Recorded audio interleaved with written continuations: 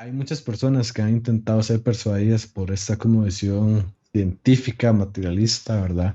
Y han encontrado que esta como visión es insuficiente e inadecuada para explicar el mundo como lo conocemos. Y no solamente eso, sino también que la han encontrado insuficiente e inadecuada para explicar cosas que les han pasado a ellos, ¿verdad? O a personas que ellos aman y conocen.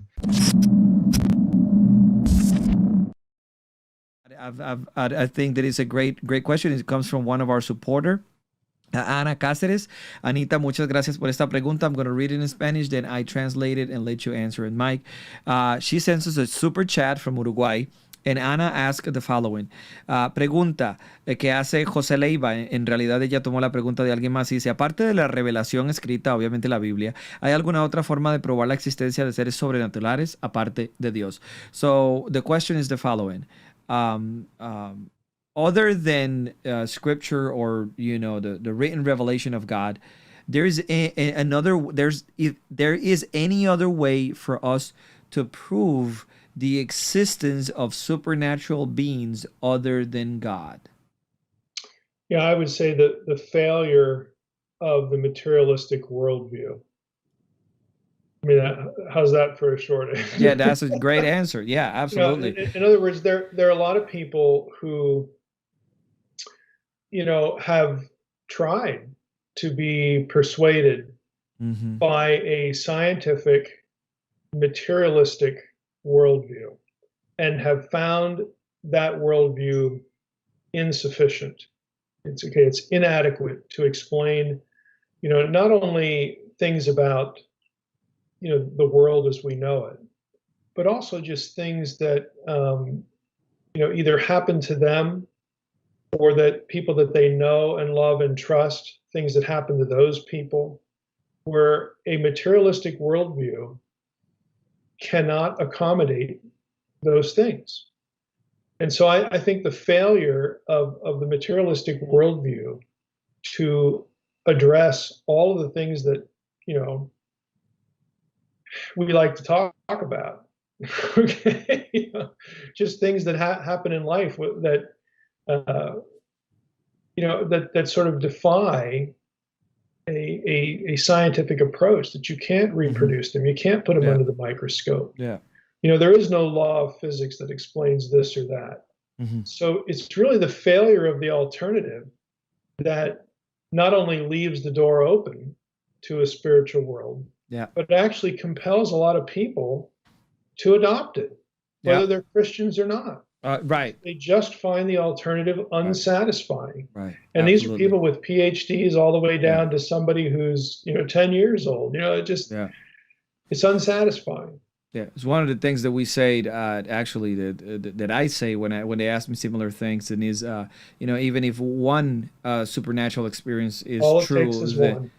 One, and then the whole naturalistic, scientism. I mean, you're talking about methodological naturalism just comes tumbling down. That's the end for it. Diego. Sí. Bueno, la respuesta corta sería el fallo de la cosmovisión materialista. Hay muchas personas que han intentado ser persuadidas por esta cosmovisión científica, materialista, ¿verdad? Y han encontrado que esta cosmovisión es insuficiente e inadecuada para explicar el mundo como lo conocemos. Y no solamente eso, sino también que la han encontrado insuficiente e inadecuada para explicar cosas que les han pasado a ellos, ¿verdad? O a personas que ellos aman y conocen, y que son cosas que esta cosmovisión simplemente no puede abordar, ¿verdad?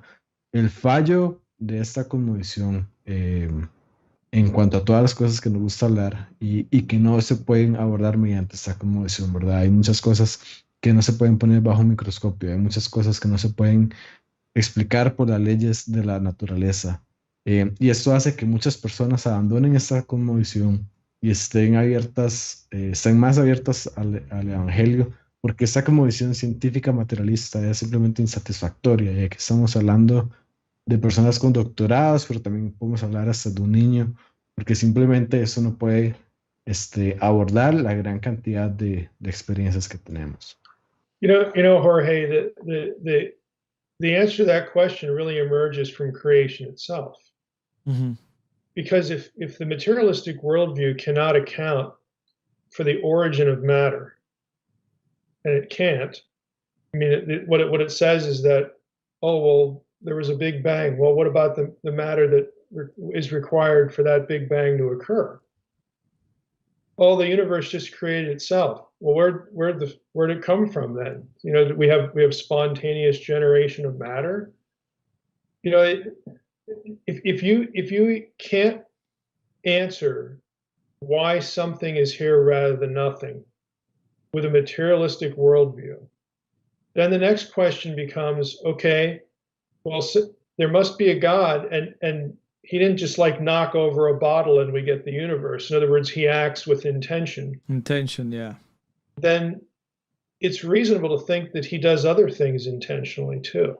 Yeah. And if he's uncreated, by definition, he lives in a different domain. That's right.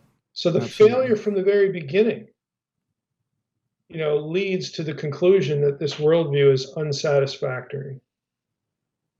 Bien, entonces la respuesta a esta pregunta emerge incluso desde el tema de la creación, ¿verdad? Esta cosmovisión científica materialista no puede explicar el origen de la materia, ¿verdad? Pensemos en el Big Bang, que lo único que se nos dice es que el universo explotó básicamente producto de la nada.